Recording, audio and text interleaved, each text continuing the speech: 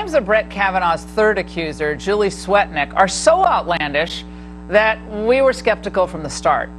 Now, that doubt seems prescient as numerous stories about her past have trickled out, including one from our next guest, Richard Venecci, Swetnick's ex-boyfriend of 7 years, claiming she threatened him and his family.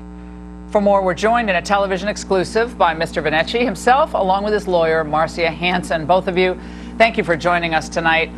Richard, what are your motivations for coming forward now? Yes, this has nothing to do with political issues. I mean, I believe I came over here just to basically tell the truth. I think it's my civil duty to do so, and that's one of the reasons why I came. Now, you claim, Richard, that Ms. Swetnick threatened you after you broke up with her. What types of threats are you alleging? Right after I broke up with her, she basically called me many times, and at one point she basically said, "You will never, ever see your unborn child alive, and I'm just going to go over there, I'm going to kill you guys." She said she was going to kill you? Yes, and that really scared me a little bit. Well, you told Politico originally, Richard, that she threatened your family and your baby. Correct. But you meant the unborn. You meant the unborn child, is that right? I met the unborn child, that's correct. I was not married at that time when this happens. Did she ever discuss with you in your 7-year relationship, was from 1994 to 2001, the issue of sexual assault, or did she mention ever having been sexually assaulted? Never once she mentioned that to me. And we used to talk about it, just about everything, and she never once mentioned that at all. Did she have a political background? Was she interested in politics? Not that I know of. You know, she was always wanted to be the center of attention, and she always wanted to do something major. She always trying to impress me with everything. She basically was telling me that she was exaggerating everything. If anybody knows Julie and the person, I mean, I know because I live with her. And everything that came out of her mouth was just exaggerations. And she never mentioned that to me at all. And it's something that I was very surprised to hear this. I was very surprised to actually see her making these accusations, because she have never, ever mentioned that to me at all. Now, you filed a restraining order in March of 2001 after these threats. You said in repeated phone calls to you, threatening Correct. you and your unborn child and your family, but you never followed through with it. You never appeared in court. If you were so threatened by Julie Swetnick, your ex-girlfriend, then why didn't you follow through? Yes, and that's the question that everybody's asking. And the reason I didn't is because, I knew that I had to see her again. I talked at that time to my family. And we decided not to do anything, not to follow up, because I didn't want to provoke her. I didn't know the type of person, I knew the type of person Julie is, and I was afraid, to be honest with you.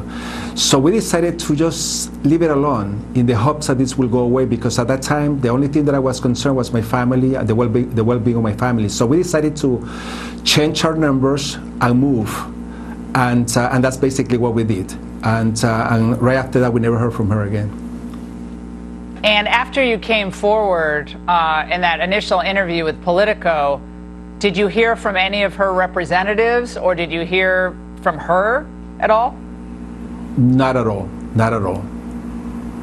Your own credibility has been called into question, and I know you know this, by her lawyer, Michael Avenatti. He appeared earlier tonight on CNN.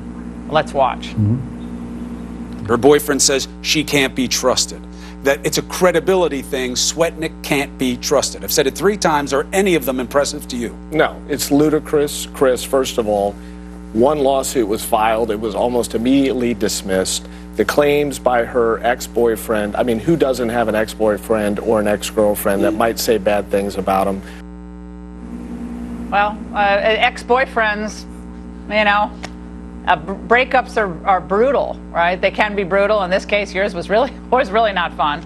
But people are going to say you don't like her because you were with her for 7 years and then you had a bad ending. Yeah, that's like I say again before, like I said before, if anybody knows Julie Swetnick, I know. She is. If you ask me personally, if I believe her, I don't believe her. Personally, I don't believe her. I really don't believe her. No one knows better. I mean, no one knows Julie Swetnick better than me. And he can say anything he wants, but the facts are that I know, and that's what I came here to tell the truth. I mean, I know how she is. Well, you were with her for 7 years. I mean, you're describing her like she's a total nightmare, but you spent 7 years with her. Why were you with her for 7 years? That's true. For the first couple of years, we had a nice relationship, but we weren't together for 7 years. We were together off and on for 7 years, yes. First couple of years we spent in, about a year and a half we spent in San Jose, and then another couple of years we spent in Bethesda, and then I was transferred to Panama. And then I came back a couple of years later. But anyways, we were seeing each other once in a while. But the more I saw it, I mean, the more I saw and I basically experienced the things that she was doing, I just didn't like it. I mean, the fact that she was lying to me, she pretty much talked about everybody. She talked about lawsuits. She was like, I don't know, she was affectionate about lawsuits. She was trying to, at one point, I remember she told me that she was filing a lawsuit against, a harassment lawsuit against American Airlines. And or lawsuits. I mean, so I finally decided, listen, you're gonna have to stop this lawsuit thing because it's ridiculous. She will talk to me about her family. She will do odd things about me. For instance, every time we will get into fights, she will get right in my face and she will ask me to hit her. I mean, that's just something very weird. She will lie a lot. Most of my friends did not like her. In fact, they can testify about that. And Wait, hold on, Richard, hold on. She asked you to hit, she was like, hit me? Yes, yes. Why would she say that? I don't know. That was for any minor issues that we had. She will always get into my face, and the first time I experienced that, it was like, oh my God, this is just, this is incredible. She will get right in my face, and she will say, hit me, Richard, hit me. And then she would say something like, remember what happened to my ex-boyfriend? And I would just walk away. I was just, it was impossible to believe. There was Richard, I know you've had some financial issues in the past, and you haven't shied away from that, correct? You got underwater on a mortgage. You've had your own issues, correct? That's correct. That's like everybody else, I guess. Well, when you watched her testify last week, when she went through a very heartfelt description of what happened to her at the hands of what she said was Brett Kavanaugh, what went through your mind? When the rest of the country was saying she's so credible, she's so believable, you knew her for 7 years, what was going through your mind? Well, first of all, when I first heard her name mentioned on TV, I'm thinking, oh my God. Totally amazed. Yeah, she obviously didn't testify. Excuse me, rephrase. She obviously didn't testify. When you heard her come out with these allegations of this hideous attack, a gang rape, a sexual assault, you had been with her for 7 years. Did she ever say anything about gang rape? Never. And we talked about everything. She never once mentioned this to me at all. Richard, Marcia, thank you so much.